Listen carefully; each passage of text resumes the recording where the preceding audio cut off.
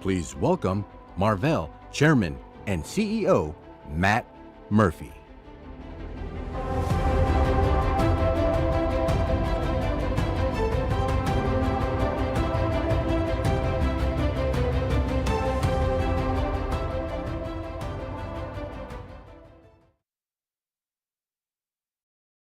It's great to be here to kick off day one at COMPUTEX, and it's great to be back here in Taiwan. You know, the first time I came here was nearly 30 years ago. It was my first business trip to Asia. And I remember back then visiting some of the key technology companies here at the time. Many of them were still young, small companies, emerging companies. And today, those same companies have become the most important technology leaders in the world. Now, I've had the opportunity to come back many times and see Taiwan continue to grow in importance as one of the world's leading technology centers. And today, so much of the future of AI infrastructure is being built right here. I have a question for all of you. What defines the performance of AI infrastructure? Now, maybe you're thinking about the processor, the GPU, the XPU, or maybe it's the process node used to build it. 3 nanometer, 2 nanometer, or soon A14, A16. Those are great metrics. They tell you a lot about the speed, the efficiency, and the density of the compute. And AI workloads are certainly compute intensive. But that's not the whole story. Now you might say, well, what about memory? AI workloads are incredibly memory intensive as well. More memory, higher bandwidth. All of that matters. It's all critical, no doubt. But that's still not the defining characteristic of the system. Because one processor, no matter how fast it is, no matter how much memory it has attached to it, is simply not enough for today's AI workloads. You need tens of thousands and eventually millions of processors working together as a single massive compute engine. That's why computing at this scale is fundamentally a connectivity challenge. And increasingly, it is the architecture and characteristics of connectivity that defines the performance of the system. Now look, we've seen incredible breakthroughs in accelerated computing, and we've seen the emergence of high bandwidth memory to meet the AI challenge. But I'm here to tell you the next major wave of innovation and scale will come from the underlying connectivity of these systems. And as those connections move from copper to optical, they will unlock new architectural possibilities. So today I'm going to explain why connectivity is becoming one of the defining characteristics and challenges of the AI era, and why this technology transition matters to optics. Now, this isn't something far out in the future. It's happening right now, this year, next year. We're in the ramp. And at Marvell, we've been preparing for this moment around the infrastructure required to move data at massive scale. And to understand why we made that bet, let's go back in time, 10 years ago when I joined Marvell as a CEO. So prior to Marvell, I spent 22 years at one company, Maxim Integrated Products, which was a leading analog semiconductor company. And one of the unique things about working at an analog company is that your products go into virtually every piece of end equipment, every electronic system, every end market in the planet. So over those 2 decades, I had a front row seat to just about every major technology trend. First personal computing, then notebooks, digital still cameras, smartphones, eventually data center. And I watched wave after wave of technology reshape the whole industry. So I joined Marvell, and I didn't start off actually thinking about, well, what products do we have? I reflected on where the industry was headed. And it seemed clear to me, even at that time back in 2016, that the next major growth cycle for semiconductors in the world really was going to be driven by the data platform companies. Back then, it was still the same ones as today, companies like Google, Amazon, Microsoft, Meta. And more specifically, the semiconductor technologies that were required for those markets to move data, store data, process data, and secure data. Do it at massive scale. That was the vision we had. But when I looked at the products we had at that time, very few of these were actually exposed to that trend. It was kind of a problem. Less than 10% of our revenue 10 years ago was coming from data center. That's it, a couple $100 million. But more than 60% of our revenue back then was coming from consumer. And so it was an exciting time. We were in virtual reality headsets. We were in gaming consoles, streaming devices, wearables. In fact, our claim to fame back then was Marvell was designed into the first Wi-Fi connected Barbie dream house. That was our big design win. It was real. In fact, the first week I was at Marvell, the team briefed me on what a great design win this was. So that's where we were. So we had a vision. There was a pretty big gap, though, between the reality that we were facing and where we saw the industry heading. But we had conviction. So we decided to bet the whole future of Marvell on it. So to do that, we needed a clear vision.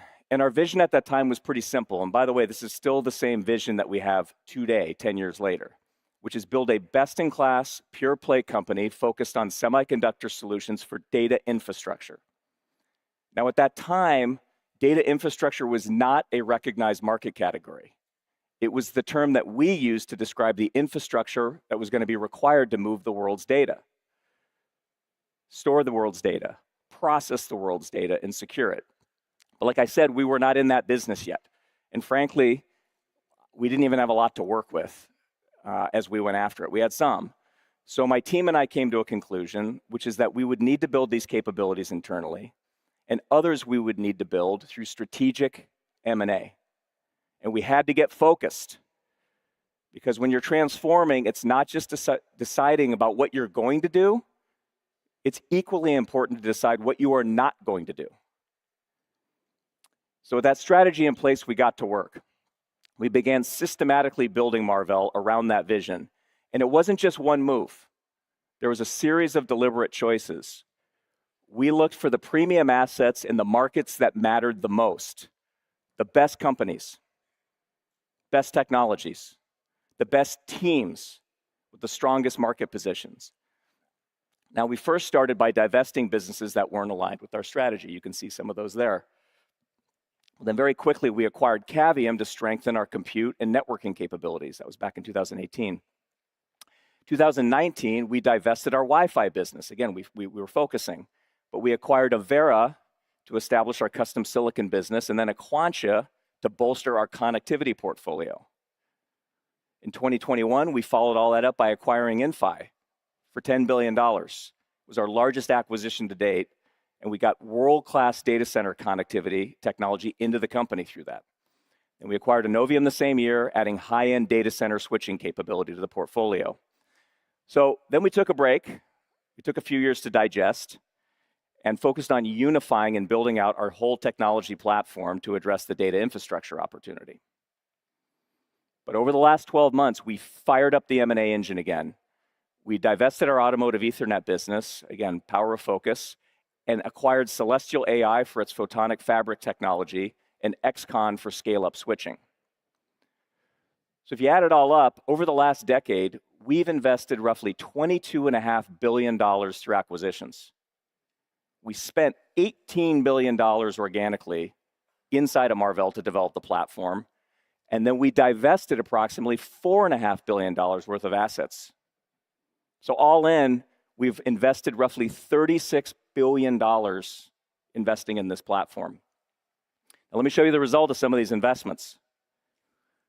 First of all, we have built an incredible technology platform, and it all starts with the advanced process node. It's one of the most important decisions we made, actually, was to become a process node leader. Now, Marvell, Cavium, and some of the companies we acquired had all been fast followers, meaning you're like a node or two behind on everything you do. And that's largely a result of just not having enough scale. That's usually why people do that. But as we integrated these businesses, we made the decision that if we're going to compete in data infrastructure, we had to be at the absolute leading edge. No choice. Now, here's a little known fact. Marvell skipped 7 nanometer completely. We made a full node jump at that time from 14 and 16 nanometer all the way to 5. I mean, nobody does this. Nobody takes that kind of a risk or a bet, but we did, and it worked. It worked really well, flawlessly, actually. Our engineering team did an outstanding job executing this transformation. So in early 2020, we released our first world-class IP platform, complete with die-to-die interfaces, custom SRAM, high-speed SerDes, and more. Now, SerDes is a good example of how we built this platform. It combined Marvell's own core engineering strength with exceptional talent from Avera, Aquantia, Inphi, and others. Now, today, that is a 1,500-person organization at Marvell, second to none in terms of engineering scale and capability. So to support the process data portion of our mission, we built a best-in-class custom compute platform, working in deep partnerships with the world's leading hyperscalers. And that business has been doing very, very well for us. In store data, we built a whole portfolio of storage controllers, CXL-based memory poolers, and near-memory compute. But here's where we really went all in. And that was in data movement. And this is where our high-speed connectivity portfolio, and when you look at Marvell's data center business today, the vast majority of our revenue actually comes from connectivity. From high-speed optical interconnect inside the data center to long-reach optics between data centers to high-speed switching infrastructure. So today, we are the undisputed connectivity leader. And when you step back and look at what we built and where the market ultimately went, I think the results speak for themselves. So back in 2016, Marvell was a $2.3 billion company. As we embarked on the transformation, actually in the first 5 years, we doubled the company, $4.5 billion in revenue. Over the next 5 years, our growth accelerated. And according to consensus estimates on Wall Street for the current year we're in, we're set to grow about 2.5 times over the last 5 years to $11.4 billion. But in the recent couple of years, if you actually drill down, Marvell has been growing like 40% a year. So the growth rate is actually accelerating in the last few years. So at this point, Marvell is off to the races, okay? And based on the outlook that we shared in our earnings call last week, consensus estimates have come up and they expect us now to deliver $16.4 billion in revenue next year. So as I said earlier, when we started this journey, data center represented less than 10% of our revenue, and we bet the farm on it. Last quarter, it was over 75% of our revenue and growing very rapidly. So this is a very different company than we used to be, and the thesis is largely played out. But we're still in the early innings of this infrastructure build-out. The next phase is all in front of us. It'll have a different set of requirements, and that brings us back to connectivity. So for the past several years, as AI has created new demands on the infrastructure, we've seen the industry solve one major bottleneck after another. And first, it was compute. The industry needed dramatically more compute to enable modern AI. And NVIDIA did an incredible job leading that revolution, and along the way became the world's first $5 trillion market cap company. Congratulations to Jensen and his whole team that's here. It's just a phenomenal result.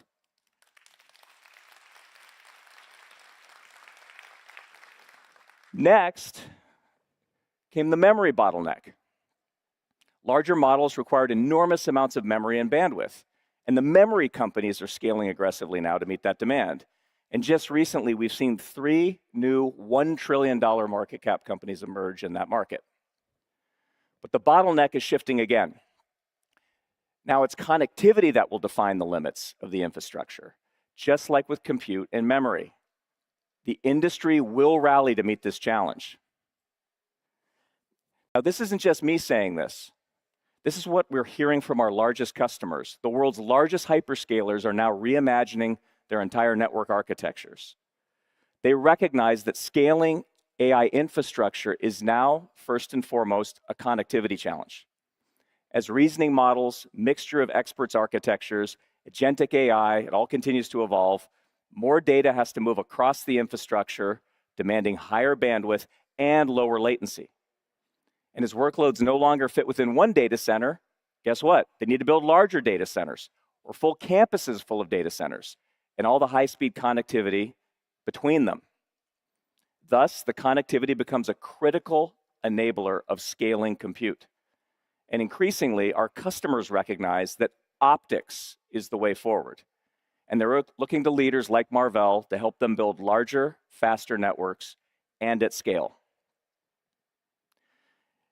So when you look across the semiconductor industry at the leading companies supporting this infrastructure build out, it becomes clear each of us is focused on a different part of the infrastructure. And that shows up in the revenue mix. Some of the companies are compute first. It means the vast majority of their revenue is tied to compute, with some of it tied to connectivity, but most of it's compute. And it's obviously a critical part of the stack, and that's why we have several trillion-dollar plus companies in this group. Then you have the companies focused on memory, and again, all trillion-dollar market cap companies at this point. It's unbelievable. And then you have Marvell. We're different, we're unique. Today, the vast majority of our revenue actually comes from connectivity. So we built this company around data movement. And today, the vast majority of our revenue comes actually from connectivity. Now, this spans a broad range of technologies. And even the portion of our revenue that's from compute, which you can see, is fundamentally because customers embed our connectivity in their compute engines. So this gives us a unique position and perspective on these technology transitions that are happening. And it creates a very different relationship that we can have with the rest of the ecosystem. We partner deeply with the compute companies. We partner deeply with the memory companies. These are very strategic relationships. And in many ways, we are the Switzerland of the industry, and we work with everybody. Now, one of the best examples of the role that Marvell plays in this ecosystem is the recently announced strategic partnership and expansion with NVIDIA. And as part of this announcement that we made a few months back, NVIDIA invested $2 billion into Marvell. And we're expanding our partnership now across multiple dimensions, including optics, photonics, NVLink Fusion. And I'm thrilled to announce that Jensen himself is here today. He's going to join me on stage. We're going to spend a few minutes chatting about the partnership, and we're going to see where AI infrastructure goes from here. So with that, let me please welcome to the stage Jensen Huang.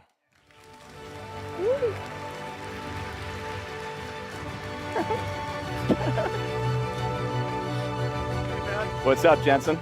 How you doing? Boy, that's a huge stage. Good I to had run a long way. Are you out of breath? You okay? I know. Let's fire up.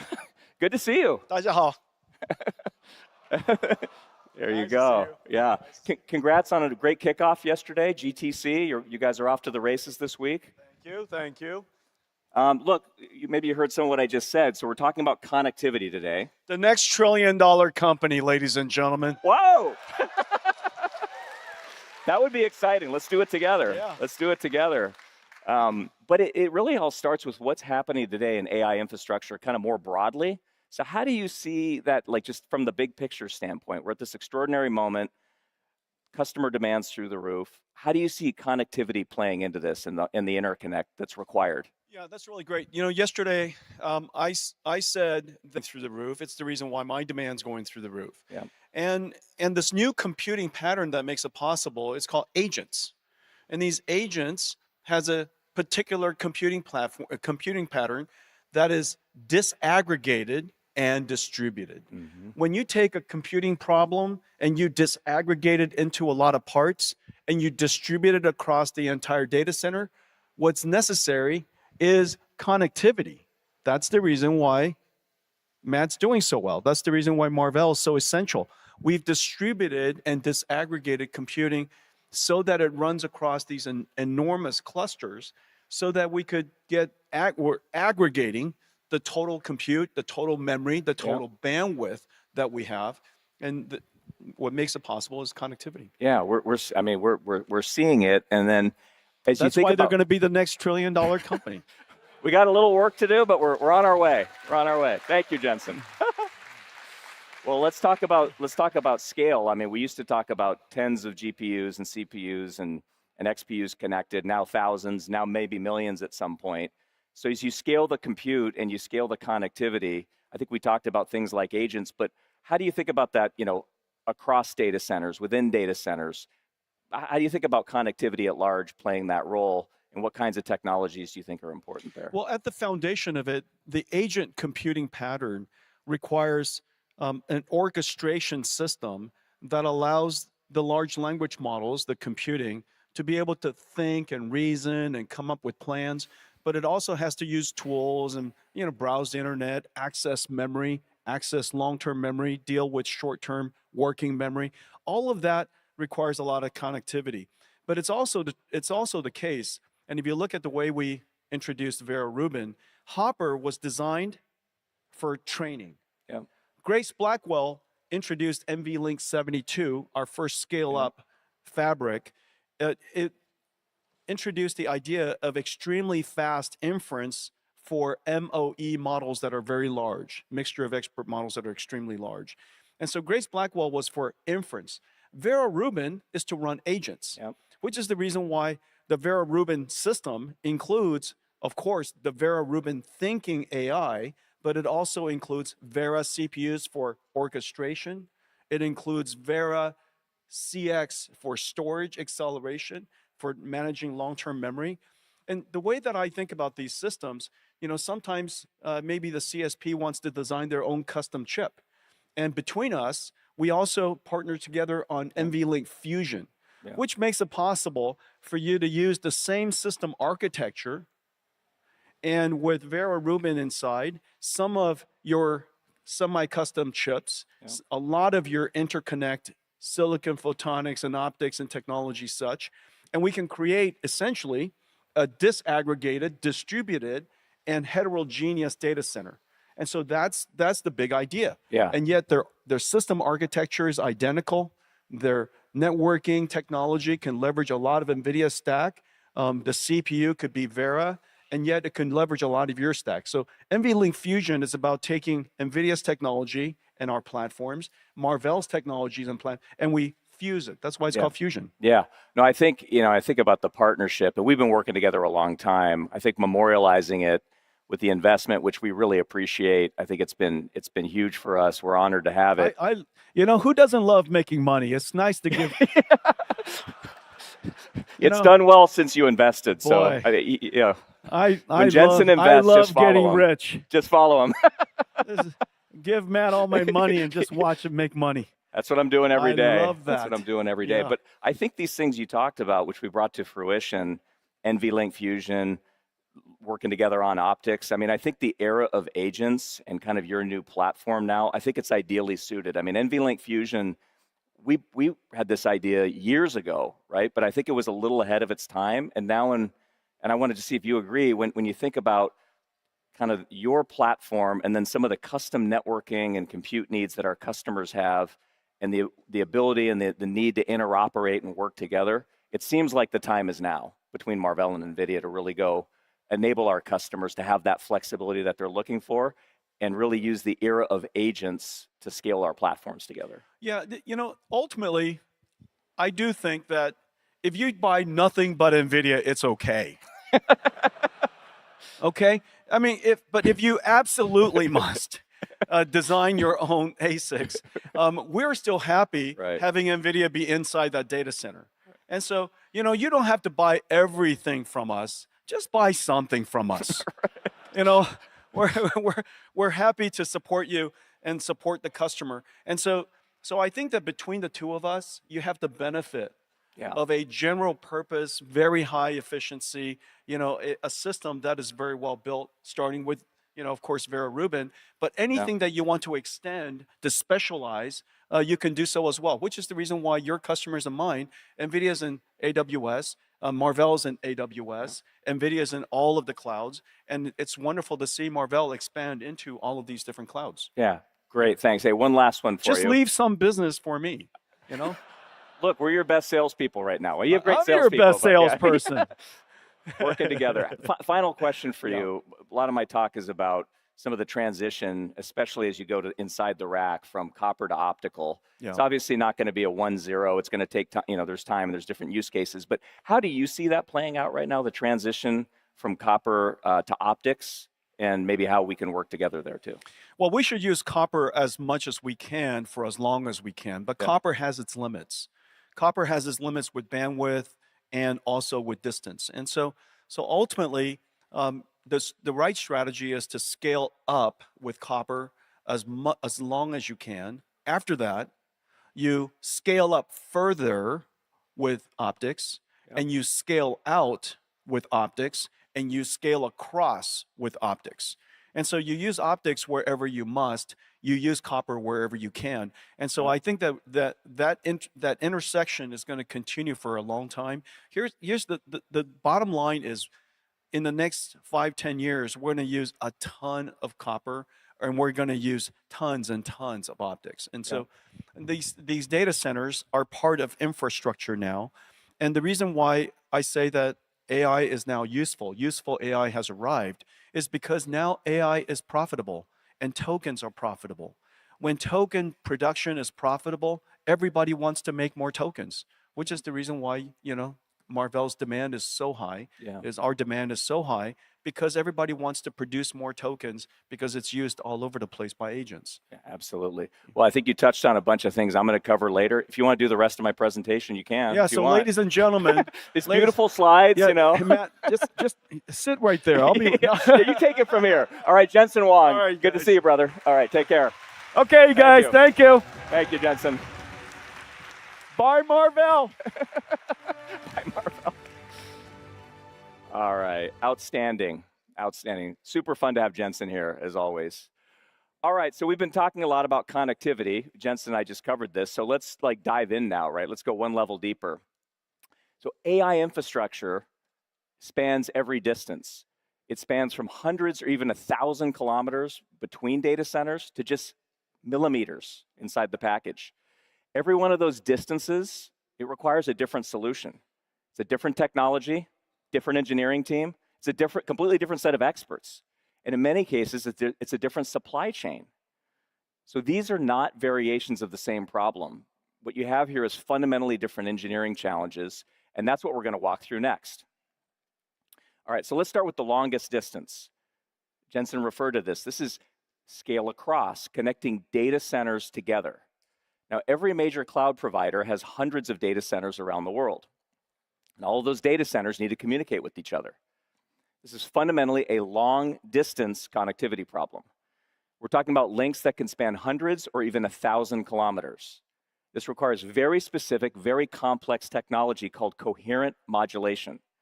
And at the heart of it is a specialized digital signal processor, or DSP. It's designed to push enormous amounts of data across fiber optic cables over very long distances with extremely high reliability. There's only a few companies in the world that build these coherent DSPs, and we're one of them. Marvell has been a leader in this technology for many generations. We build optical modules that contain all the electronics needed to drive and modulate the laser and transmit data over long distances.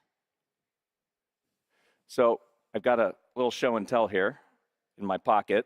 I'm not holding up a chip this time, I'm holding up an optical module. This is one of our coherent optical modules. This is an incredibly complex piece of engineering. At Marvell, we build the entire module. This is ours. It includes the advanced node CMOS DSP. It's among the most complex chips, just the DSP alone, that we design at Marvell. But it also incorporates inside our 4th generation silicon photonics technology. That's inside here. And we've been developing that technology and in production for a decade on silicon photonics. It also includes our own broadband analog components that we designed, which is designed in silicon germanium. So Marvell pioneered this technology starting with 100 gigabits per second a decade ago, then moving to 400 gig, and now shipping 800 gig in volume. And later this year, we'll be sampling the world's first 1.6 terabit 2 nanometer coherent optical solution. And that couldn't come at a better time. Demand for bandwidth has never been greater. All right, now let's go inside the data center. So these data centers can be very large, spanning hundreds of meters, and they contain racks and racks of compute servers. Now each rack typically has a switch at the top with servers connected into that switch. Those rack level switches connect to the spine and then the core switches. This creates the networked fabric that ties the entire data center together. And all of that is connected through fiber optic cables. Now, once again, optical modules drive data transmission over those fiber optic cables. But this time, the modulation scheme is different. Instead of coherent technology, we use a more power-optimized modulation technology, which is called PAM4. So the two key semiconductor solutions for this part of the market are the PAM4 chipset inside the module, and then the cloud switching infrastructure that ties the data center together. Marvell builds both. Starting with the PAM4 chipset, we build the industry's leading PAM4 DSP solution. And also the high-speed analog components that go around them, including transimpedance amplifiers or TIAs and laser drivers. These are also in silicon germanium, by the way. And we've led the industry through every major transition of PAM technology, starting at 50 gig, 100 gig, 200, 400, and 800. Then last year, we began ramping Marvell's 1.6T 3-nanometer PAM4 solutions, leading the industry's transition to 1.6T connectivity. Now, for Ethernet switching, Marvell has a similarly complete portfolio of products, from 12.8 terabits to 51.2 terabits. And today, we announced our new 100T Ethernet switch, specifically designed for AI data centers with the industry's lowest power. Woo! Special announcement for COMPUTEX. We waited. So you put it all together, we provide a complete solution for connectivity inside the data center. Now let's move inside the rack. The goal here is to connect the largest possible number of processors together in a full any-to-any configuration. In other words, every processor can communicate directly with every other processor. And Jensen talked about this. The first company to bring this architecture to market was NVIDIA with NVL72, named for the 72 GPUs connected together inside a single rack. And this required a completely different approach to connectivity. It was a different class of switch and the ability to drive very high-speed signals over copper backplanes inside the rack. So today, this is not the domain of optics. This is the domain of copper. And the core differentiator here is the electrical SerDes technology, not the optical. Now, Marvell also has leading electrical SerDes at 200 gigabits per second today. And we've demonstrated already over the last couple of years, 400 gigabits per second for the future. So we're building this SerDes technology into our customers' custom silicon and their XPUs, and also into our own scale-up switches. All right, now let's go all the way inside the package.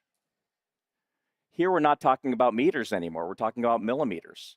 And you might not actually think about this as a connectivity challenge, but today, most advanced chips have multiple chiplets inside the package. So when you have 2.5D or 3D packaging, it's fundamentally a connectivity technology, actually. And it allows these chiplets to sit very close together inside a package and communicate through ultra-high-speed, short-reach die-to-die interfaces. Now, Marvell has leading die-to-die SerDes and leading capability in advanced packaging, allowing our customers to build some of the most complex, unique multi-die chips in the industry.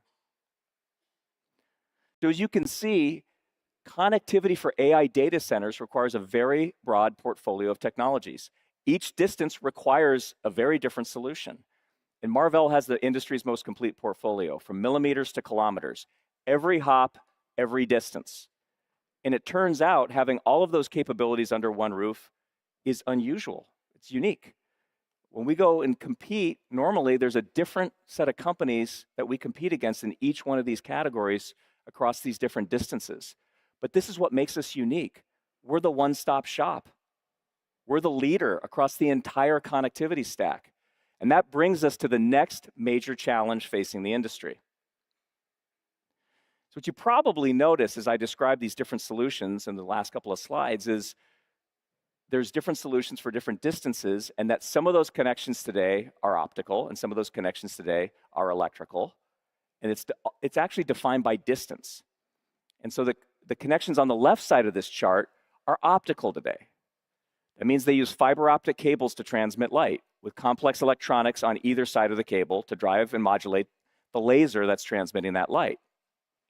The connections on the right side of this are electrical. So they use copper cables or just copper traces that are printed on the circuit board, or even microscopic copper routing inside the package. So the common theme here is copper. And in the middle, you see the wall, the copper wall. And the wall is defined by the longest distance you can transmit a signal over copper. So before you have to move to an optical connection. So this is an important distinction because copper is simple and it's low cost. And as Jensen said, you want to use it for as long as you can. It's very practical. But optics is more complicated. It requires lasers, photonics, complex electronics. So it's a bigger lift, but it's going to be needed. And the copper wall, what I'm here to tell you today, is it's about to move. It's going to move again, and it's going to take over the rack itself. So this is creating an explosion in demand for the optical industry. And incredibly complex engineering challenges are coming and along the way. So why is this happening? So it's not just somebody's preference to go do this. This is physics. The distance a signal can travel over a copper cable is inversely proportional to the bandwidth. So every time you double the bandwidth, you have to cut the distance in half. Today, the highest speed production systems in the world run at 200 gigabits per second per lane, just to give you an example. So at that bandwidth, the cable length is limited to roughly 2.5 meters. Now, by comparison, systems running at 100 gig could use about 5-meter cables. And the height of the rack is about 2 meters. So once you account for all the routing inside the rack, 2.5 meters is right at the limit. So when we move to 400 gig, we can no longer fully connect the rack with copper. So the wall is moving, and it's moving now.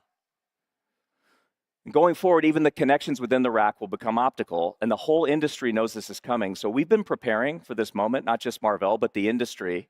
And you see this in Taiwan, by the way, in the supply chain and the ramp up that's happening. The ramifications for this are actually enormous, because each time the wall moves one step to the right, the number of connections that you have goes up by at least an order of magnitude.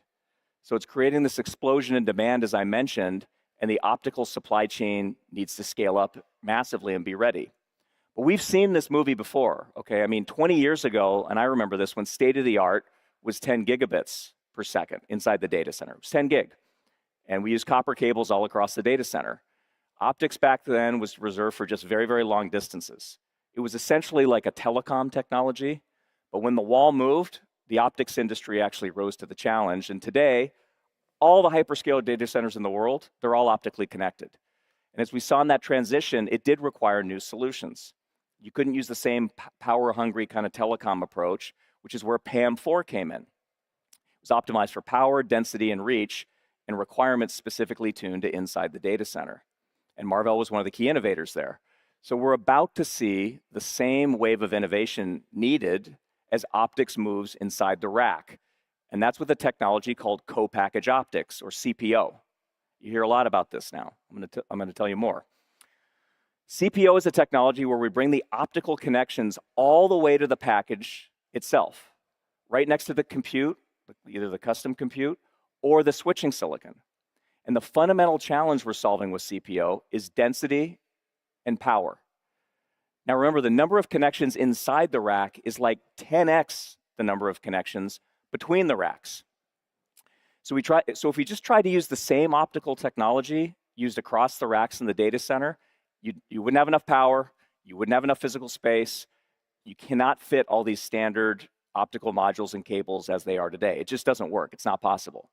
So the industry has been inventing this co-packaged optics concept, which brings the optical fiber right to the package, and it tightly couples the electronics that drive the signal over the fiber directly with the custom compute or switching silicon.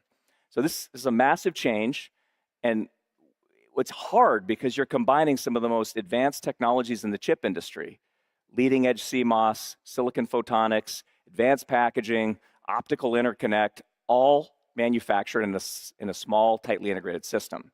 So the complexity is very high, but it's the only way to continue scaling bandwidth and overcome this limitation that I talked about with copper, while reducing power at the same time.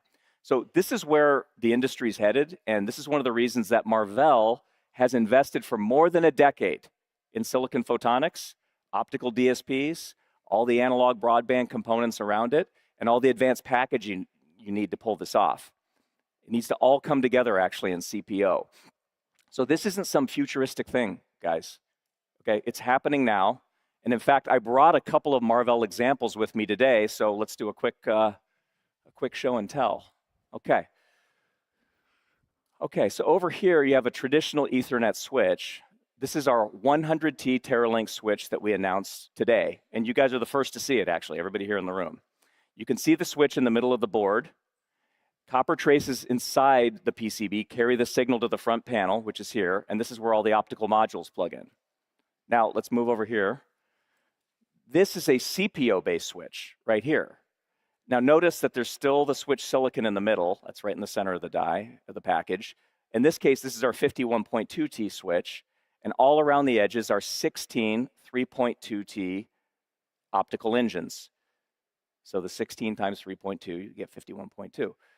So this is the fiber's directly attached now to these engines. It's not to the front panel. So we've completely eliminated the copper traces on the PCB. Light comes directly out of the package. Okay, this is a very, very complex piece of engineering, and it was very cool to be able to show this off today. Okay, so co-package optics is here, and the industry is scaling up to meet the challenge. And as we've seen time and time again, every time we reach a physical barrier, we break through it with technology and innovation. In this case, by replacing copper with fiber, because unlike electrons traveling over copper wires, the distance that photons can carry a signal through glass is largely unrelated to the bandwidth. So as AI infrastructure demands even higher transmission speeds and needs to scale to larger and more complex systems, spanning millions of processors woven together now, not thousands or hundreds, optical connectivity will increasingly become the de facto solution.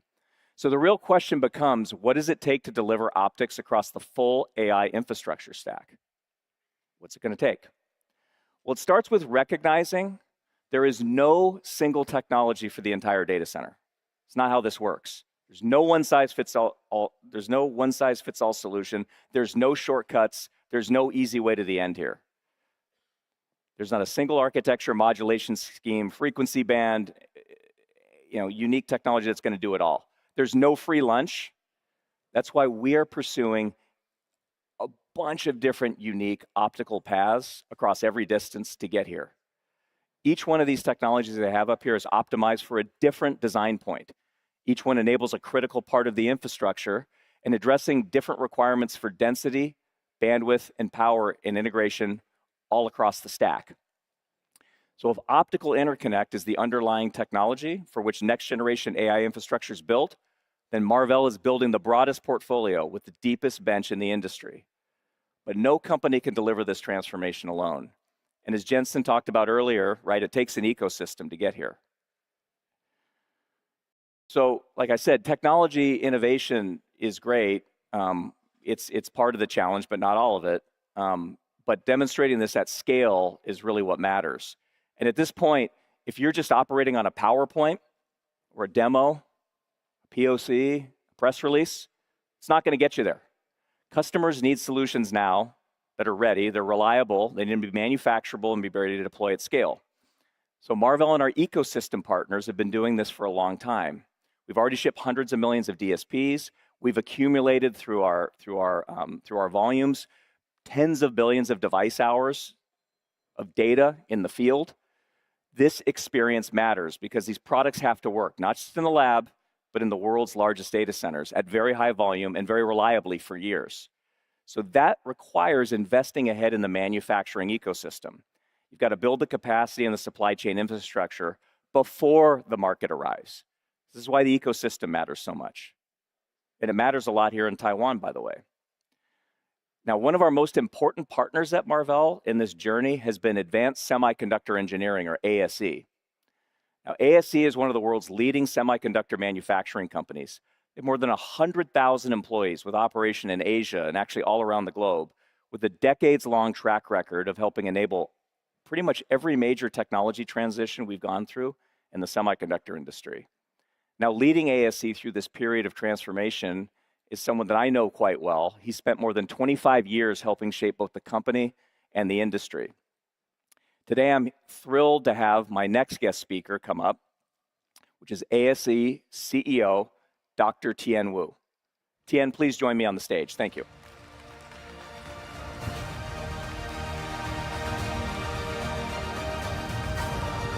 Hey.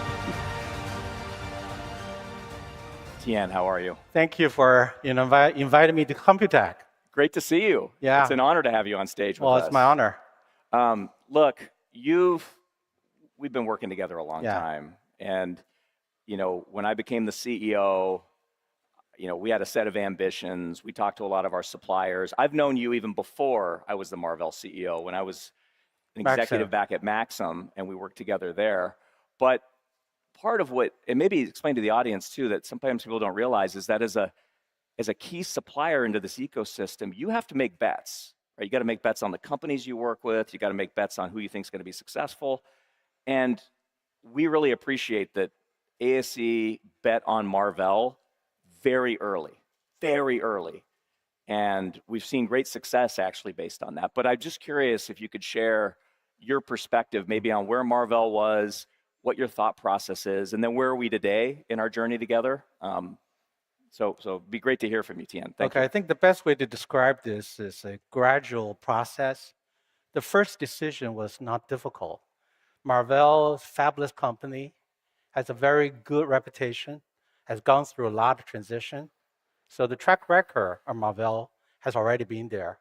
The product set was a little bit obsolete at the time when you joined. So the first one is the business model needs to be aligned. Taiwan, ASE, is in the manufacturing sector. So we're looking for bet, not only on betting on your success, we're also betting on somebody who can provide the insight for the next generation architecture and also the technology requirement. As you know, the Taiwan company invest infrastructure and CapEx 10 years ahead of time, big bet. We're only counting on whatever capacity we put it in will be needed and will be utilized. Right. That's how we make money. Right. So betting on company that we believe will give us very good insight well into the future becomes very important. So that's how the decision was made at the very beginning. And for the last 10 years, I'm just really happy. Everything that we talk about it was a dream 10 years ago. It was a dream. And today, we are going to ship it. And you just mentioned that you're going to have 40% growth for the next few years. I believe you're going to beat that. Right. So we're busy now preparing the capacity for you. Yes. We also appreciate that over the last 10 years, we have gone through a lot of strategic discussion, right? You make commitment to us, we make investment for you, and over time, we're going to produce more of your parts. I think that's the really short story for how that decision was come. Yeah, no, it's been a great story. Maybe one more for you. The ecosystem here in Taiwan is so unique. And like you said, it takes like a decade of investment before you really can see the return. And there's just such a power that's happening here. How do you describe it to people here? And also there's a lot of people around the world watching. And then what makes it possible here? Why is it unique? And then what also makes it difficult to replicate this in the rest of the world? And then, but at the same time, there's globalization. So how do we think about those dynamics? I think that'd be an interesting one. I think the reason why you're asking the question is there's a lot of competing forces and also uncertainty across the world. So I think my belief is any business needs to have vision as well as long-term alignment on value. So in the business model, the whole Taiwan sector is built on capacity utilization and also innovation and technology investment way ahead of the curve. That's what Taiwan's value. So with the fabulous company or with specific IDM company, that business model aligns. Beneath that will be the economy of scale. Taiwan accumulated 40 years based on the PC transition to the wireless, to the mobile computing, to the data center. Now we're into HPC. So that 40 years of experience accumulated 350,000 semiconductor employees, also accumulated 1.1 million high-tech employees, and many of them are here. That experience becomes extremely valuable combined with the economy of scale as well as the cluster efficiencies. So when you think about the workforce with years of experience behind it, when you think about the cluster efficiency, when you think about the capacity, economy of scale, we already put it in. But one more thing, I think Taiwan, good or bad, we had fewer choices than the other region like the United States. So most of the engineers, when they come out, they have few choices to make. Semiconductor IT industry becomes an attractive choices in Taiwan, not necessarily in the other region. So with all of this combined, I think this ecosystem is very, very difficult to replicate. It is not impossible, but will take years. Right. Great. Well, thank you so much. Okay. I Well, appreciate thank you. the partnership so much. Appreciate it. Thank you. We're off to the races, Tian. Thank you. Tian Wu. Thank you.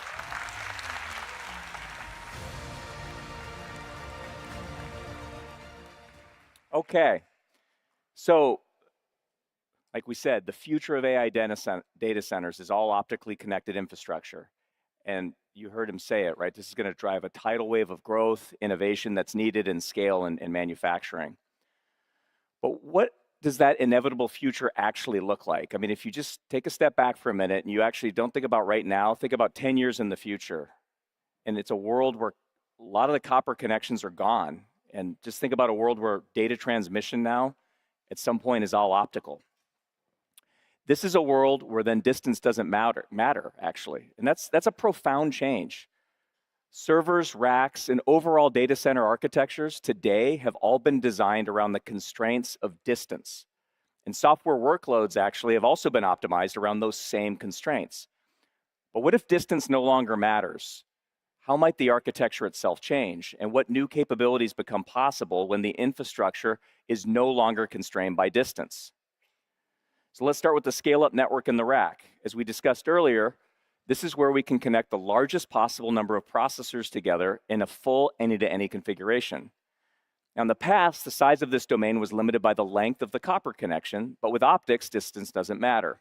So now we can change the size of the scale-up domain from 72 or 144 XPUs or GPUs to 1,000 or more, all optically interconnected. The implications for workloads are enormous. Today, AI workloads must be broken down into smaller subproblems that fit within the scale-up cluster, because communicating outside the cluster today is slower, at much lower bandwidth. But optically interconnected systems can manage workloads on an order of magnitude larger. And it does not stop there, by the way. What happens when the optical connectivity comes inside the server itself? Modern AI servers are composed of a certain number of CPUs, XPUs, memory, and network interfaces. And the reason they're all in the same system is because of distance. The CPUs and XPUs need to access memory at very, very high bandwidth, which means they need to sit right next to each other on the board, with copper traces serving as the connections between them. But in a future where these connections are all optical, distance actually doesn't matter. You can imagine a completely disaggregated architecture. XPUs in one system, memory in another, agentic CPUs in another, which unlocks another possibility. In today's systems, the ratio of CPU and XPU or GPU, it's fixed. So these ratios have to be defined at the time the system is built and deployed. But no two workloads require exactly the same ratio. Jensen talked about this actually, which means at any given time, some portion of the computer memory could be underutilized for a given workload. That costs money. But once we decompose the system into separate pools of compute memory, and they're all optically interconnected, we can then decompose dedicated systems on the fly, which are then optimized for whatever the workload is. So imagine future data centers, a globally optically interconnected data infrastructure.